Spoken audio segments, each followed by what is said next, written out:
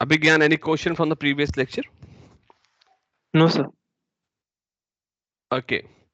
Anybody else want to ask anything from the previous lecture?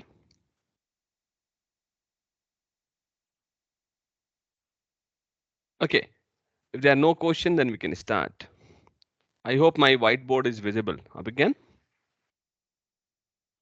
Yes, sir. Okay. What we were doing in the previous turn, uh, we discussed about layered protocol stack.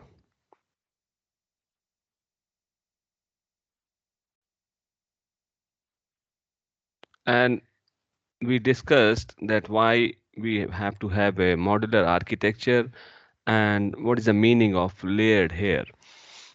We have a detailed elaboration upon that.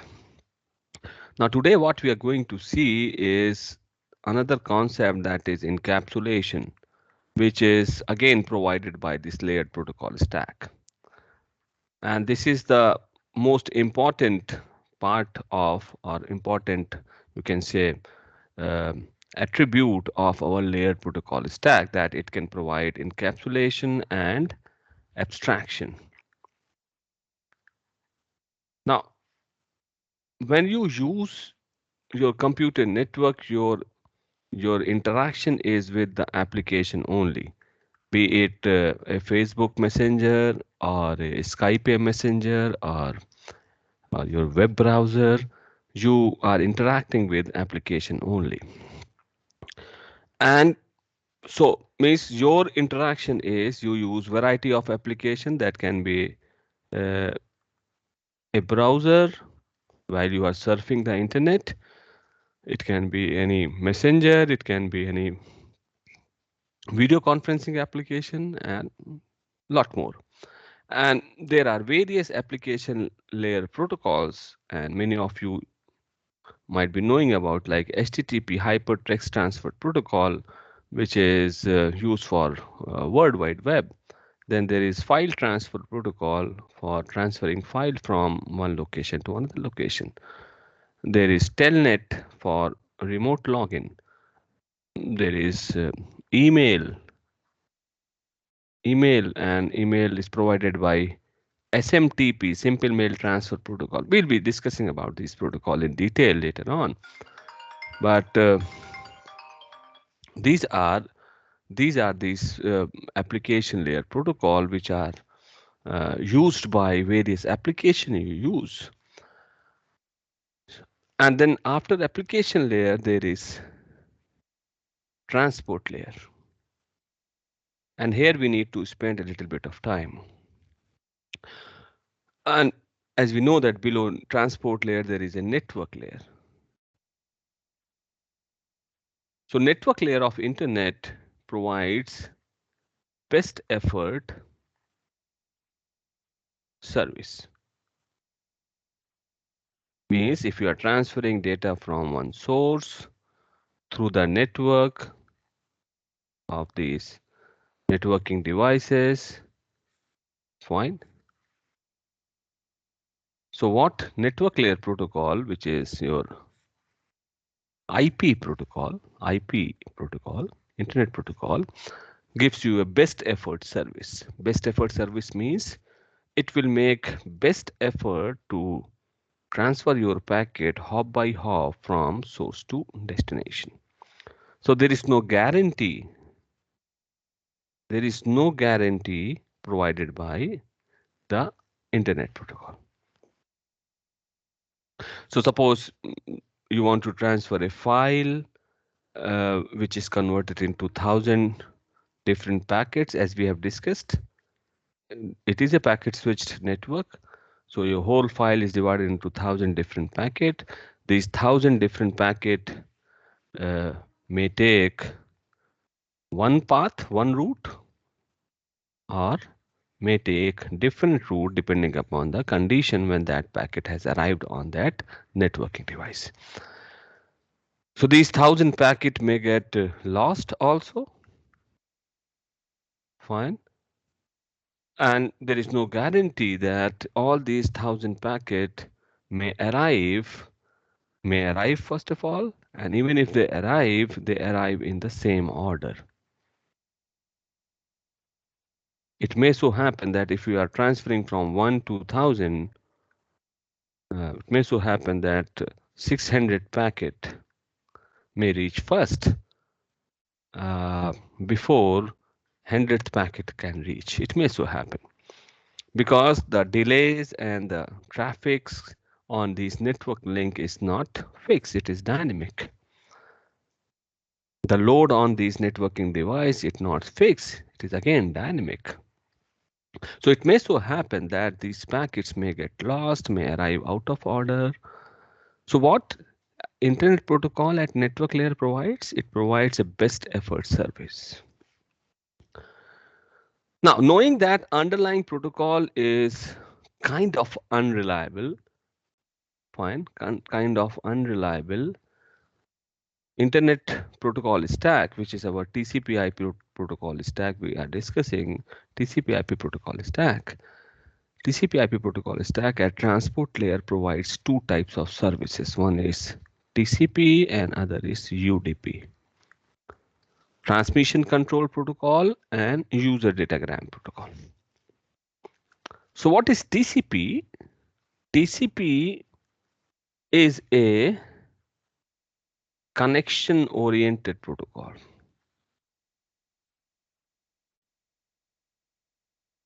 Connection oriented protocol. So what do you mean by connection oriented? That it hides all the problems of the underlying network layer. Underlying network layer may lose packet may arrive out of order. It hides everything and provides the application a reliable service, reliable in order service. So even if network layer is losing packet and doing all sort of problems, TCP hides all these problem by doing retransmission and doing all those techniques. We'll be coming to that and provide the application a reliable connection oriented service as if two ends are directly connected. Somebody's making noise. Who is that?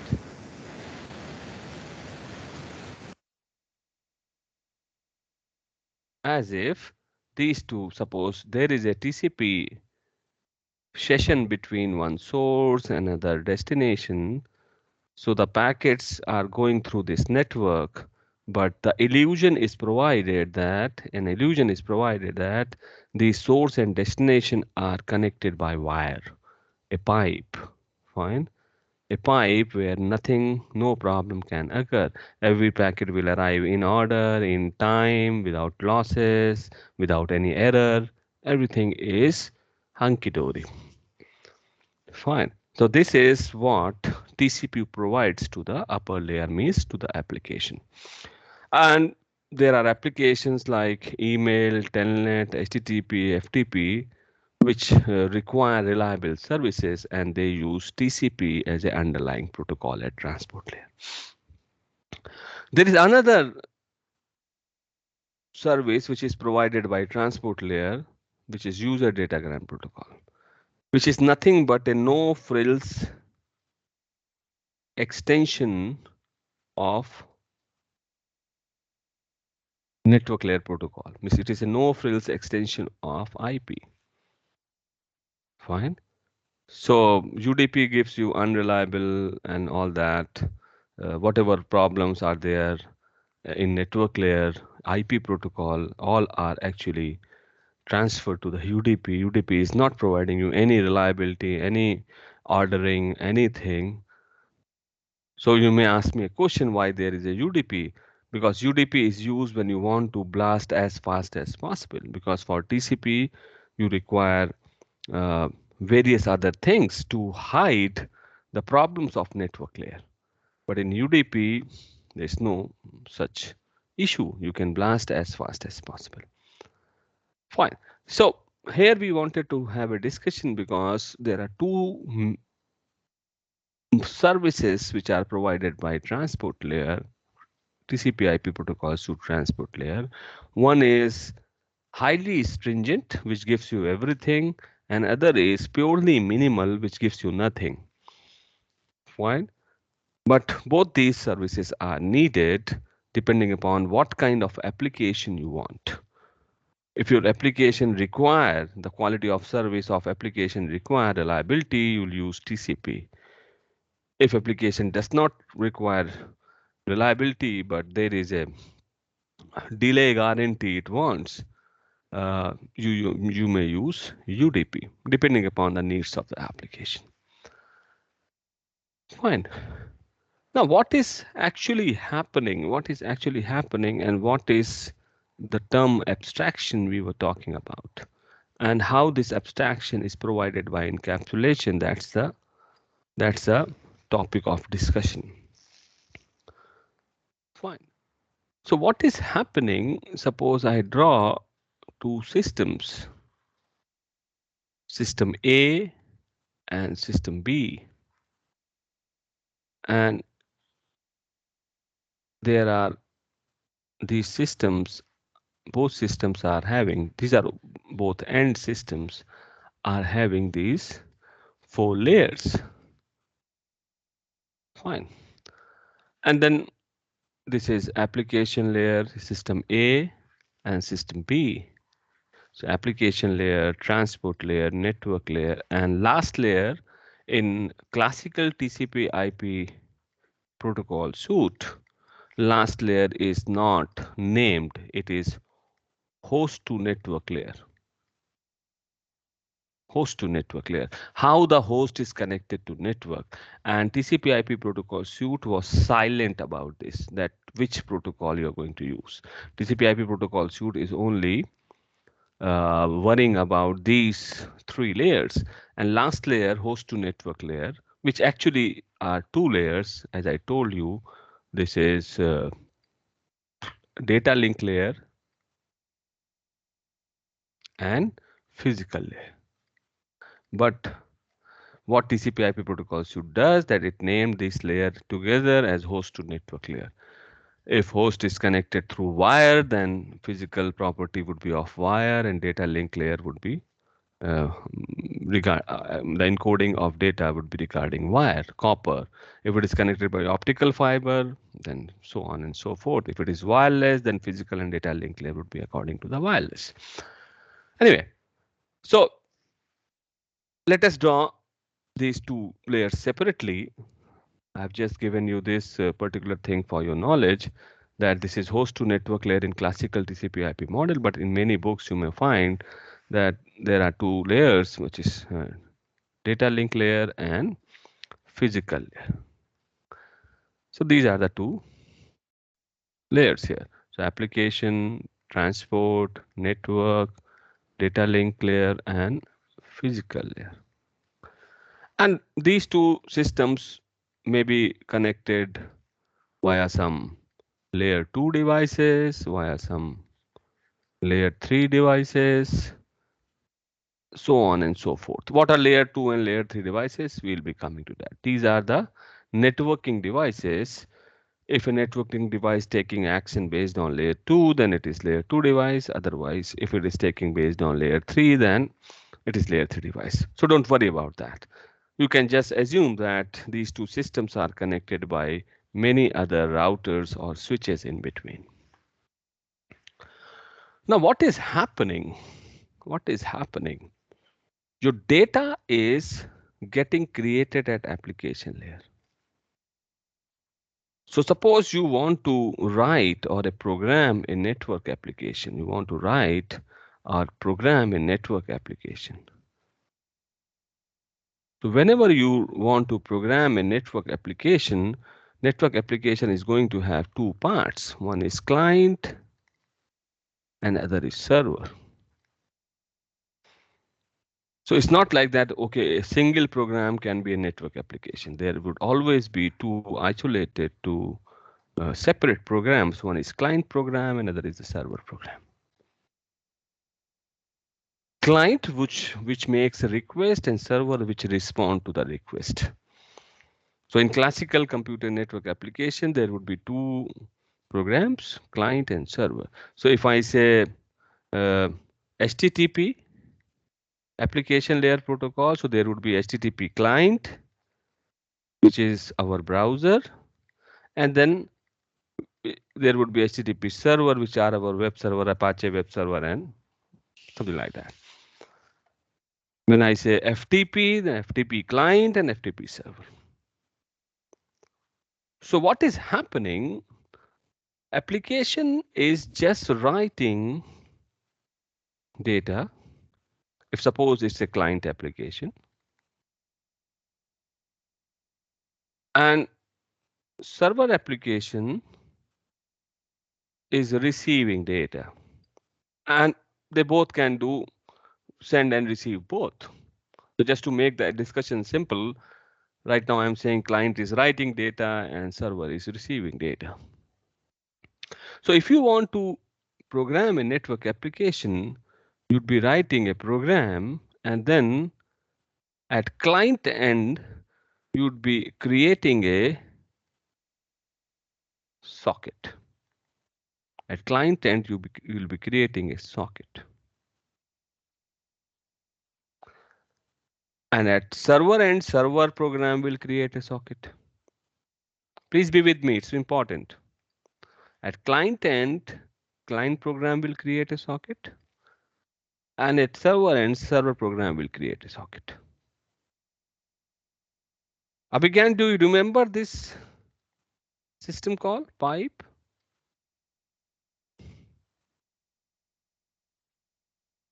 Abhigan, remember this system called pipe?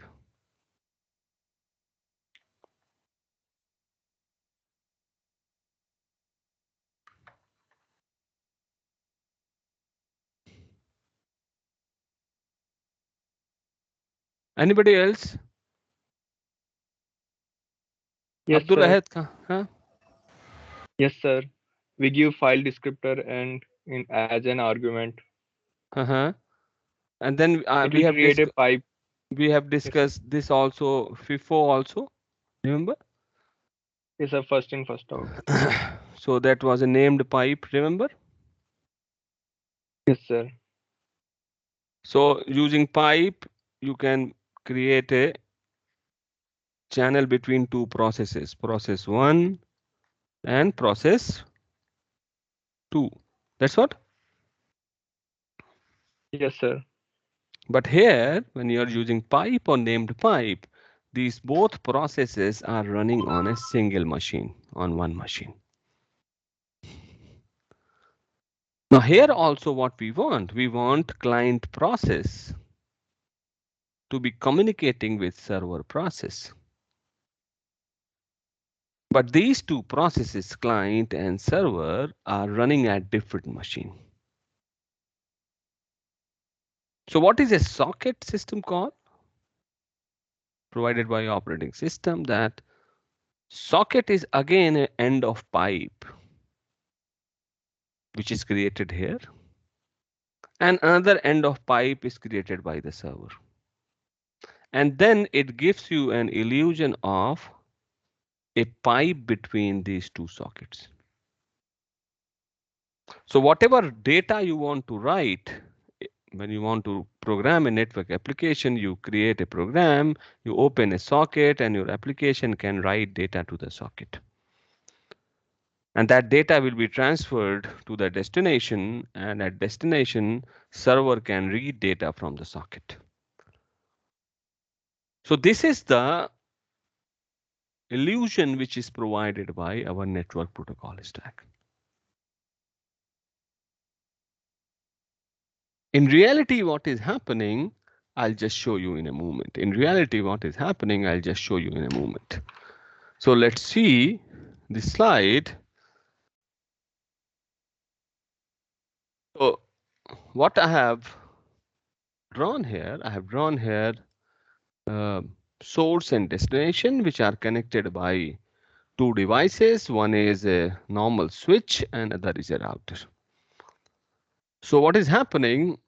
Application layer is creating a message, and that message goes to transport layer.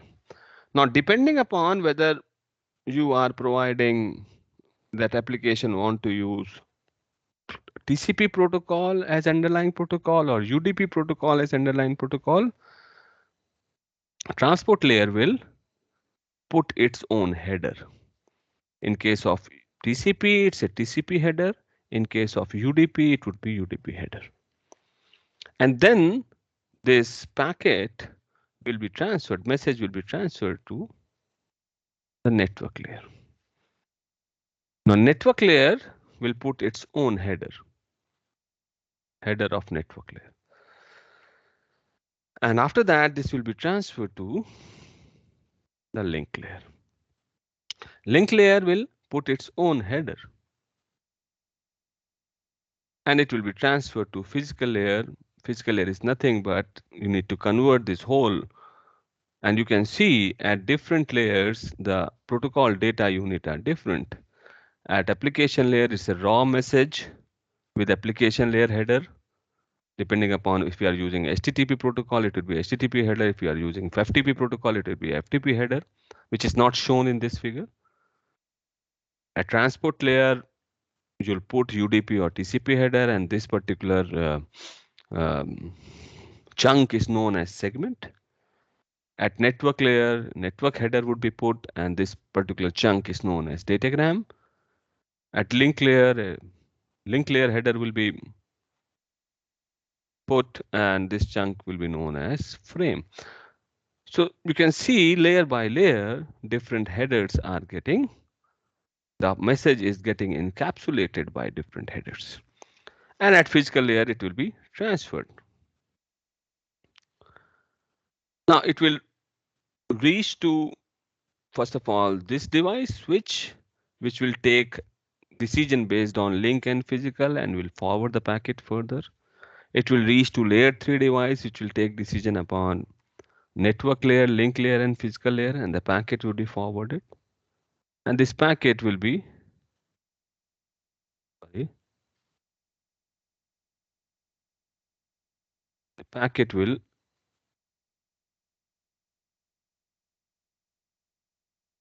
you can see here, sorry, so it's not complete. This packet will finally come to here. You can see the mouse pointer, and finally only message will be there. So what this figure is telling, let me take a snip of this slide and make you understand. So what is happening, a source machine is, suppose source machine is our browser and destination machine is our web server. So what source machine sitting at browser, you would be writing your message, and the message will be encapsulated by HTTP header, and this message will be transferred to the transport layer. At transport layer, this message will, and HTTP header, which are two things which are there, will be encapsulated by TCP, because HTTP uses TCP. You go down at network layer, one more header, TCP, HTTP message, and one more header, IP header, because at network layer we are using IP header. And then at link layer, normally we use Ethernet as a direct access network. So message, HTTP, then TCP, then IP, and then finally our Ethernet. This data will go here. At physical layer, the outermost header will be opened, and then decision will be taken based on the outermost header, and packet is forwarded further. At router, decision will be taken based on IP header. So Ethernet layer header and network Ethernet layer header will be removed, and based on the IP header, the decision is taken where to forward. Fine. And before forwarding, you have to again put network header and link layer header.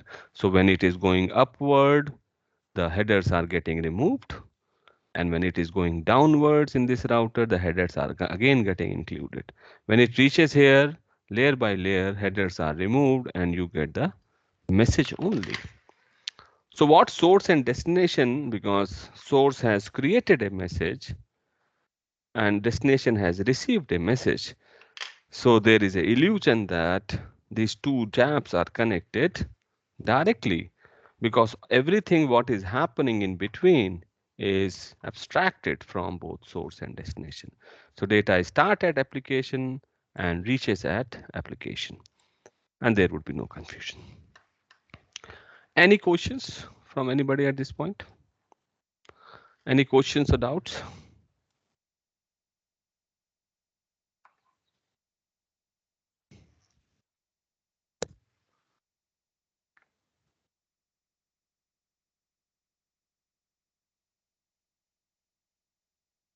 Sir, Yeah. sir, what when you join message to sorry TCP header file on the transport layer, what is it called again? The encapsulation. It is segment. Okay, thank you so much, sir. Any other question?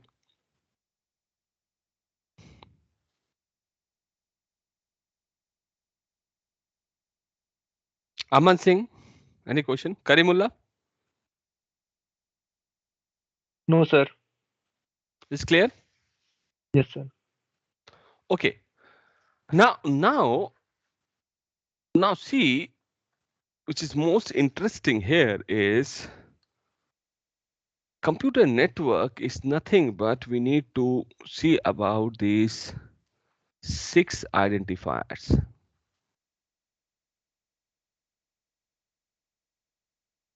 Fine. What are these 6 identifiers? So at transport header, be it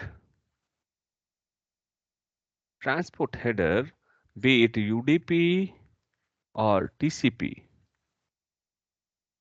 there would be in the header of both UDP and TCP, there would be two fields. Two fields are going to be there, 16-bit wide field known as source port and destination port.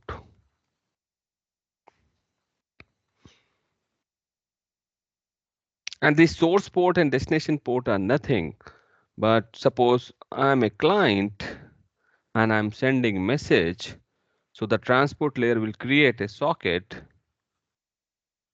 and give a number to this socket. Fine, a number, and that number would be known as port number of the client. When server application runs, it creates a socket and gives a number to this socket, which is known as port number of the server socket. So when client sends a message, it gives source port as its own socket port number and destination port as the server socket's port number. Layer below, network layer, again there are two identifiers. One is source IP and other is destination IP.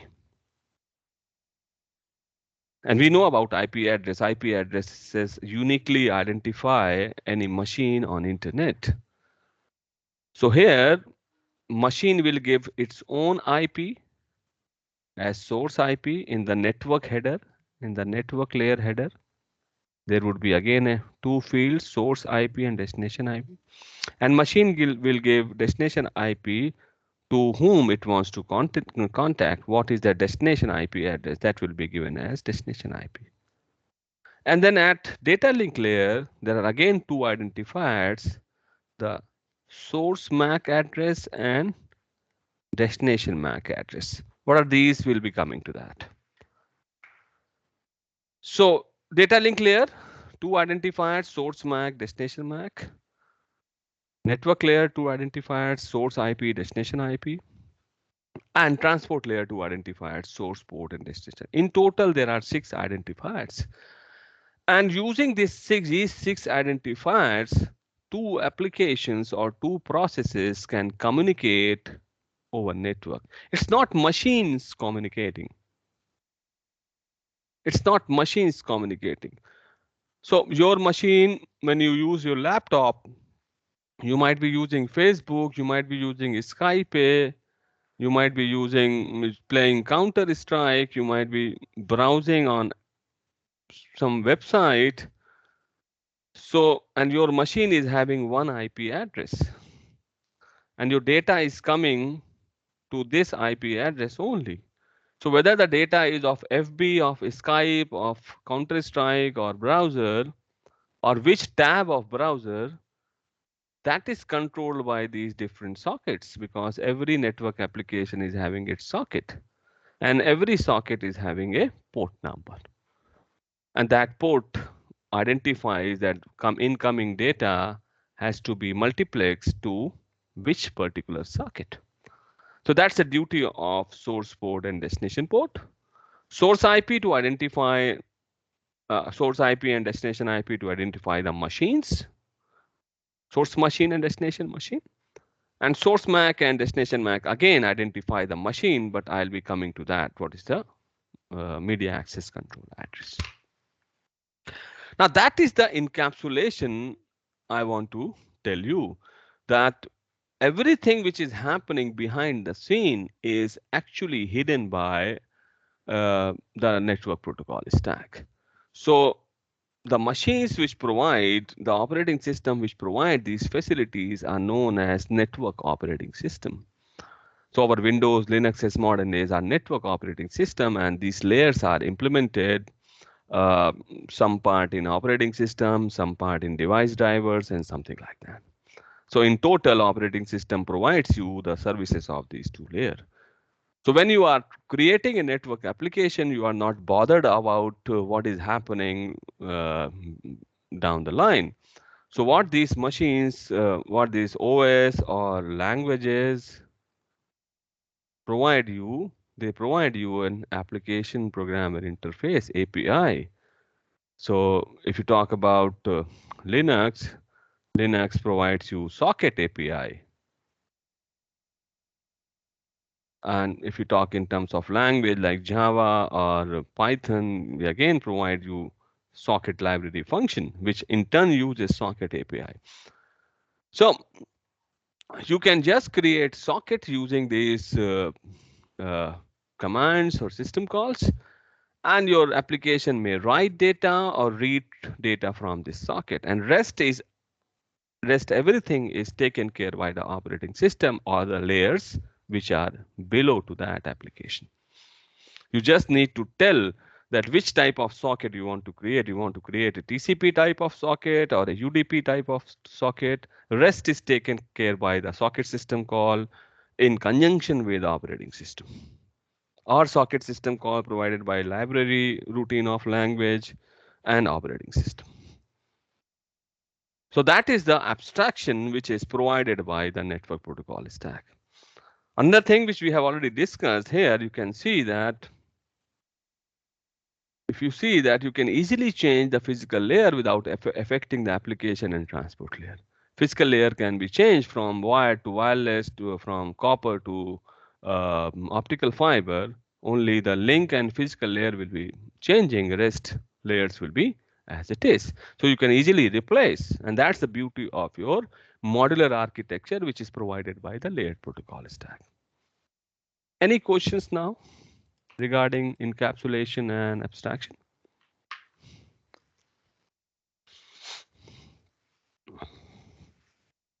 Sir application layer पे sir कोई identifier नहीं चाहिए रहता होगा? That is not needed, because as we will know later on that there are well-defined port numbers which are used by application. Suppose you are using FTP, then your socket is going to have 21 or 20 port number. Okay. So your application is actually hinged to that socket. So if you can identify the socket, you can identify the application. Got the point? Yes, sir.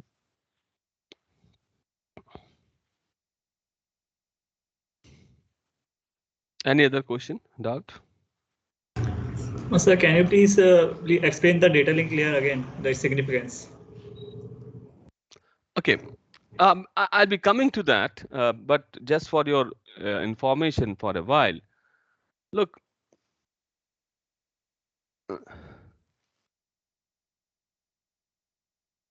the thing is how your computer or system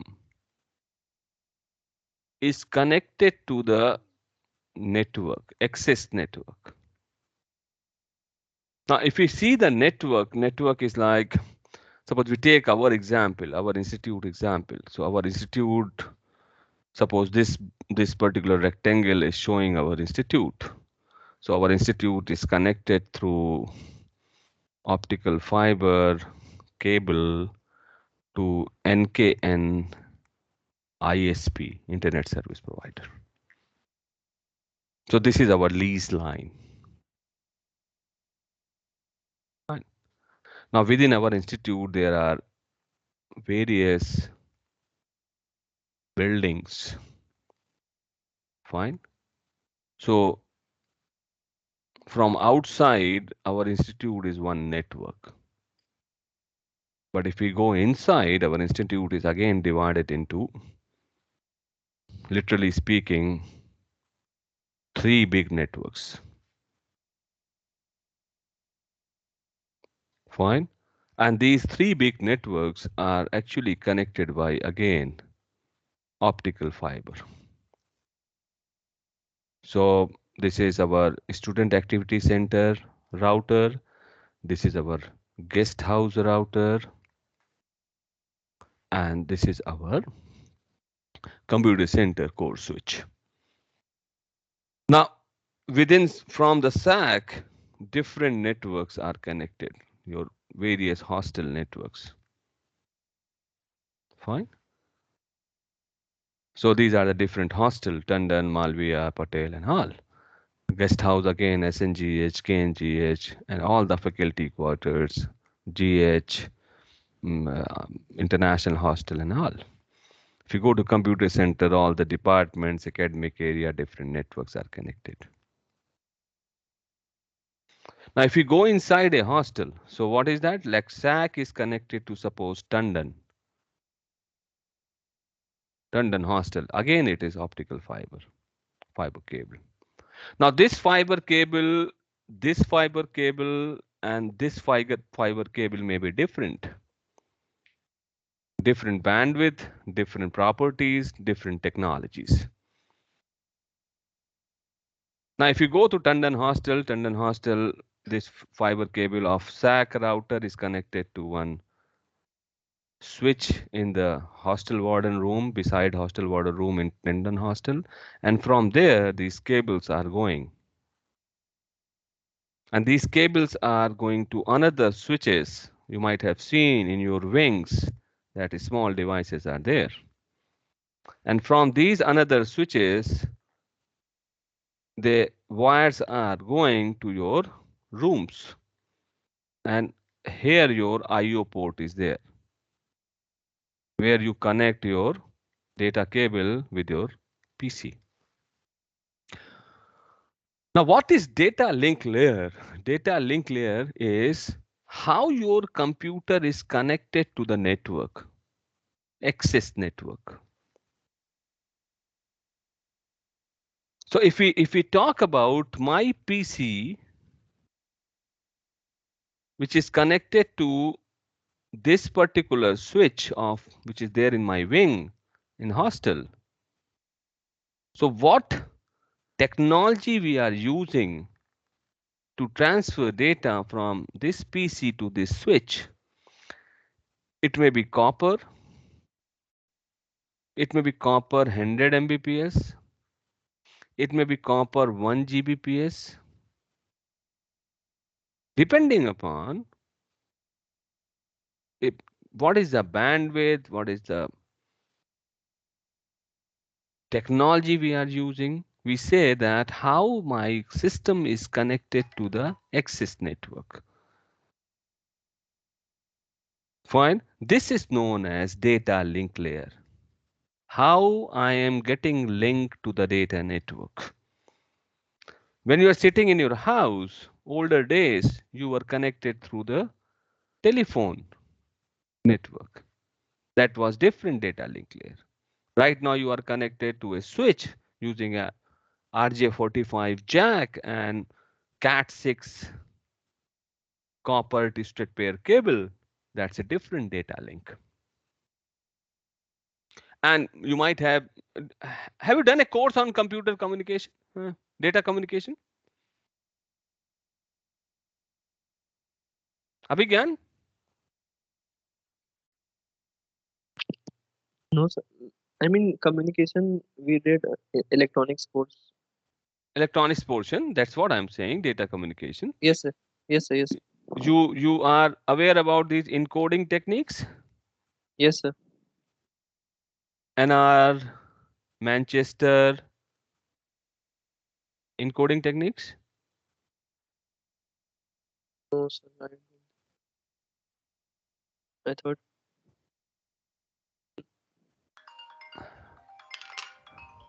Just a minute. Sir class में अभी अच्छा class में अच्छा अच्छा ठीक ठीक चलो बात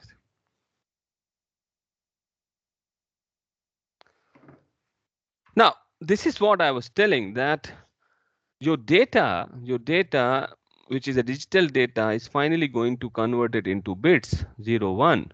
Fine. How these bits are encoded? There are various techniques like NR, Manchester, differential Manchester, how to get the meaning of these bits. And depending upon the encoding, we get the bandwidth. You might have studied about entropy or something like that in data communication. Yes or no? Pulse code modulation, remember?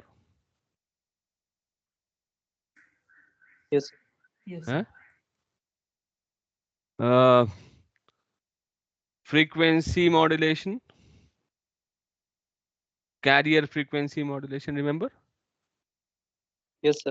Phase modulation, remember? Yes. So this is how you transfer data. Whether you are using phase modulation or frequency modulation, so how this data is packed, in which encoding, so that you can, and have you heard this term baud? Yes, sir. Baud, what is baud? Number of bits per second. Number of bits Baud which rate. can, baud rate is number of bits which can be transferred per second. So changing the modulation, you can change the baud rate. Remember? Yes, sir. You can miss one bit can actually send more information. Yes or no? Yes, sir. So that is what is encoding, and that's what I was telling, that this is the data link layer protocol. Now, data link layer can be of two types, whether it is data link for shared media or point-to-point media.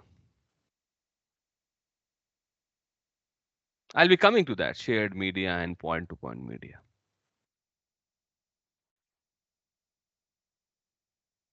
So what is data link layer? The techniques which are responsible for transferring data between PC to a nearest network device or nearest network device to another network device. Now this is different.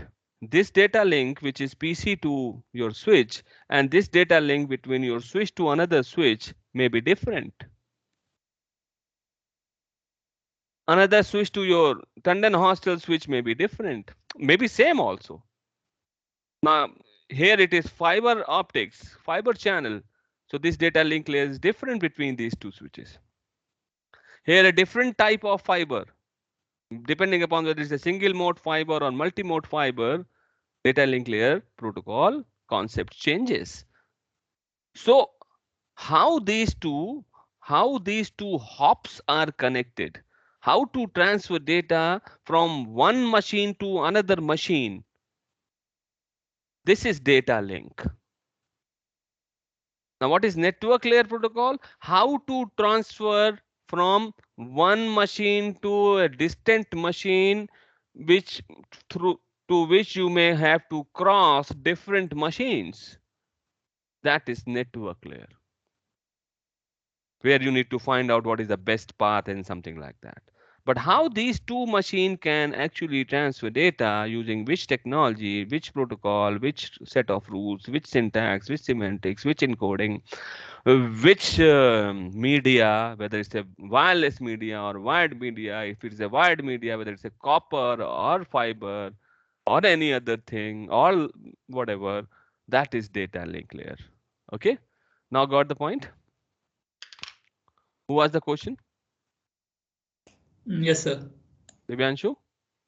Yes, sir. Divyansh, now Yes, got sir. the point? Yes, sir. Okay. Any other question?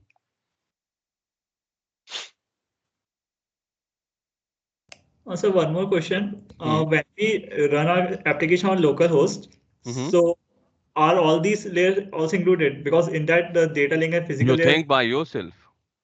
Local host, you what you do? You give 127.0.0.1, no? Yes, sir. That is a loopback address. Means your data will go, and the address is of what? Your LAN card, no? LAN card, which is network interface card through which you are connected to network. So from application to transport to network, it is going, reaching to your LAN card, and then LAN card is looping it back. Are you getting the point? Okay, sir. So all the layers are getting utilized up to your LAN card and LAN card to up. Got the point? Where your both server and client are running on a single machine, but because they are connected through a network protocol and you are using a loopback address, it is within a machine, the protocol stack is getting transferred from this side, from up to down, and from down to up. Got the point, bacha? Yes, sir. Very good question. Very good question. Yes, any other?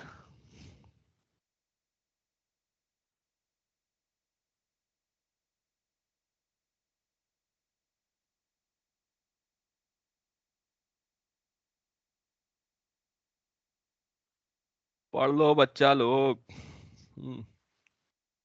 ये subject आता है कुछ कुछ मेरे को, ठीक है, सीख लो. Anyways, so let's come back to another issue which is most important and which is going to be utilized in whole of your semester, and that is how losses and delays occur. And please be very attentive while we are discussing this. Now, what is going to happen? These networking devices, they take action. As I told you that there are 6 identifiers. So if there is a device, so in network device, what would be is going to be there? There would be a input port in a very simplistic term, and there would be output port. So in packet switch network, I told you that these are store and forward devices. Suppose I say that, as I told you that depending upon at which layer the decision is getting taken, we can define devices as layer 2 or layer 3. Suppose there is a layer 2 device. Fine.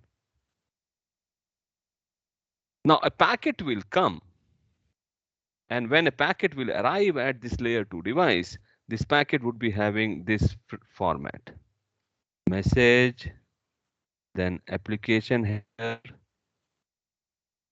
Out of that, it is encapsulated by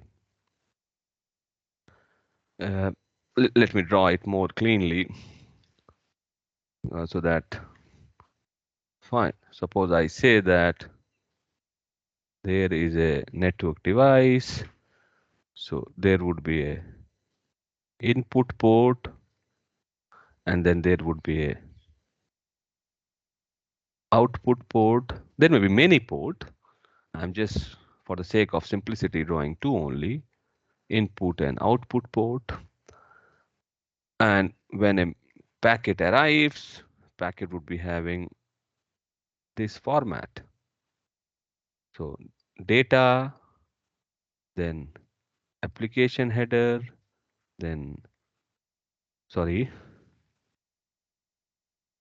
transport header, then network header, then data link layer header. The data will arrive to this input port. In data link layer header, there would be source MAC field and destination MAC field. In network header, there would be source IP field and destination IP field. At transport header, there would be source port field and destination port field. So packet will go here, and suppose this is a layer 2 device. Layer 2 device will take decision where to forward. Suppose there are many output port. Fine. So where to forward this packet? If we are taking decision based on layer 2, then it is known as layer 2 device. So packet will come here. And now packet is going to be processed. Processed means the outermost header will be extracted.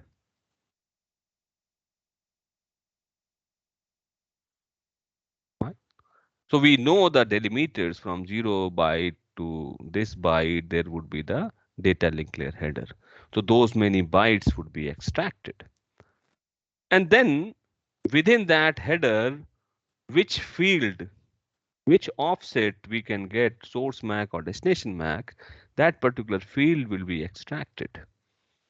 And then that field is going to be utilized, destination MAC, suppose, to where to forward the packet, this port, or this port. So this processing is getting done by this device. That's why it is known as store and forward device. Store the device, extract the header, extract the particular field, take data from that field, take decision based on that field.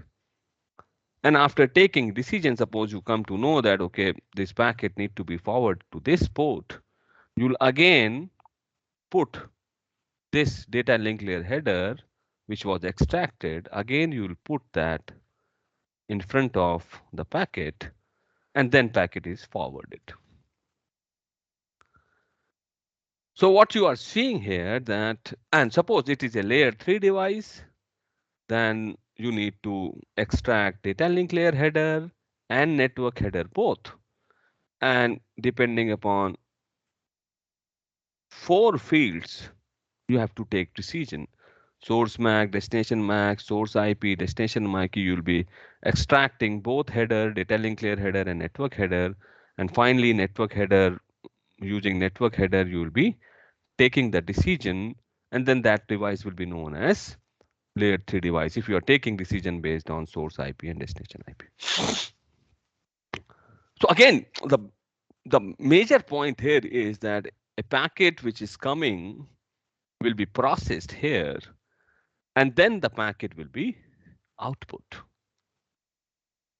So where the delays and losses which can occur in network, that's a next topic of discussion. So let's see this slide. Suppose packets are coming, packets are getting processed, and packets are getting forwarded. Packets being transmitted, it will take some time for packet to be completely out on the output link. It will take some time for packet to be processed. And then there is packet input arrival rate. Now see here, packets are arriving by some rate. Packets are getting processed, getting ready to be forwarded. and packets are being forwarded on the output link. Pay attention. While a packet is getting processed or being forwarded, the incoming packets are going to be queued. That's a delay. Packet being transmitted, that's a delay. Now, what is going to happen while a packet is getting processed and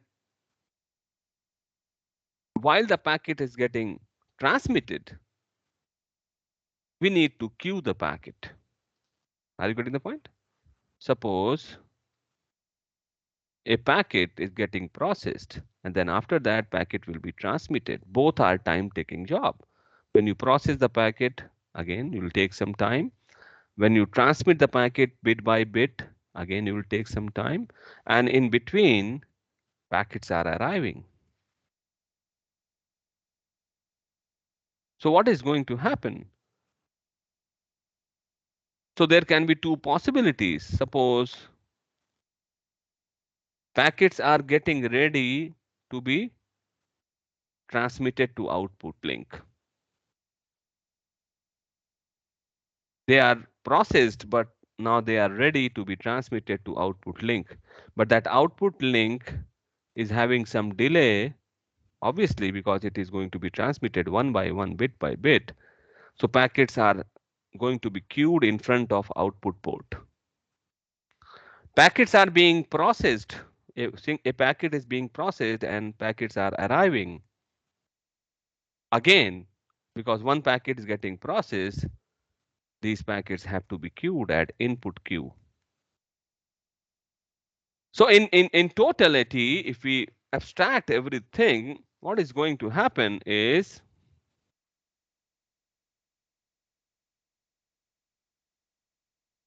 there would be a queue. Let's not make it input or output queue. There would be processing, and there would be transmitting. So the time it spends in queue is known as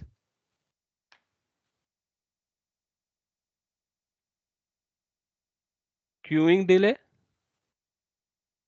Time it spends in processing is known as processing delay.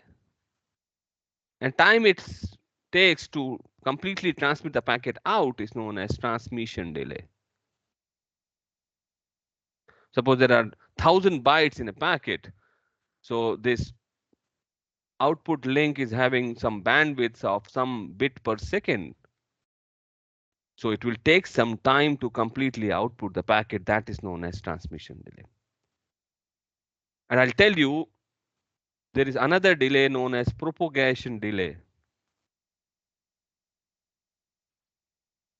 Time it takes to transfer the packet from one location to another location, one network device to another network device. This is propagation.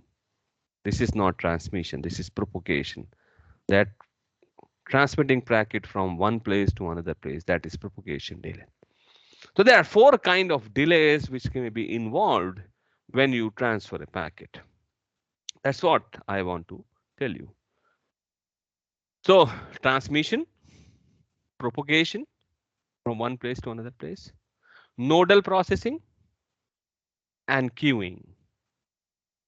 Queues can be at both places, here or here. So for simplicity, queuing delay is one delay. So total delay would be delay of processing, delay of queuing, delay of transmission, and delay of propagation. This is known as total delay. Processing delay, bit errors checking, determine the output link, typically less than milliseconds. Queuing delay, time waiting at output link for transmission, depends on congestion levels of the router. Transmission delay, as I told you, if packet length is L and link bandwidth is R bits per second, packet length is L in bits, then delay in transmission would be L by R. Propagation delay, length of the physical link and generally the speed in medium is 2 into 10 power 8 meter per second. So delay would be d by s. Delay will be d by s. And please mind you, delay transmission and delay propagation are very different, as I told you. Fine. So these are the 4 delay, and typically they are in millisecond. It's negligible. Propagation delay is almost negligible all the time. Now, if you see here, if average packet arrival rate is A and packet length is L in bits and link bandwidth is R, fine. So if LA by R is near to 0, average queuing delay is going to be small. If LA by R is near to 1, average queuing delay is going to be large. And if LA by R is greater than 1, means the arrival rate is more work is going to arrive, which can be serviced, and average delay can be infinite.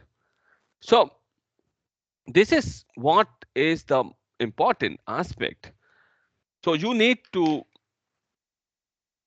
think about how can we reduce the processing delay, which in turn reduce the queuing delay, because input queuing delay would be depending upon the processing. Output queuing delay after they are processed is dependent upon the bandwidth. So we need to have better networking device which can do processing fast. We need to have better bandwidth of links so that transmission delay can be reduced, so on and so forth. Fine. So these are the delays associated with any packet processing, and you need to be very careful about this. All these aspects play a major role. Your bandwidth, your computation power of the networking device, your memory, computation power of networking device, your packet arrival rate. Obviously, if your packet arrival rate is more and processing speed is less, then there would be queue at input. If your processing is more, processing speed is okay, but the output bandwidth is less, there would be queue at output port. So we need to have a balance of all these things. So even if you have a good bandwidth, but your network device is not having good processing speed, you may experience delays. Fine. So it's not only about the bandwidth that okay 1 Gbps ka line le lo to acha hoga. You have to have a good networking device which can process. Nowadays we thrive for line rate processing. Line rate processing means that whatever is the arrival rate, with the same rate we can process the packet. Our nowadays routers and devices, sophisticated routers and devices are very strong, which are based on our TCAM memory, and different data structures and different matching and techniques are used to do the processing as fast as possible. TCAM is our tertiary content addressable memory. If you remember, we have discussed about TLB, translation look aside before. That same technology is used here. Tertiary content addressable memory. This is associative memory where you can do the fast processing. So as you go for faster processing networking device, your cost will increase because you have the network processing unit of more power, then your cost will increase. So this is regarding introduction of the computer networks. If there is any question, you people can ask.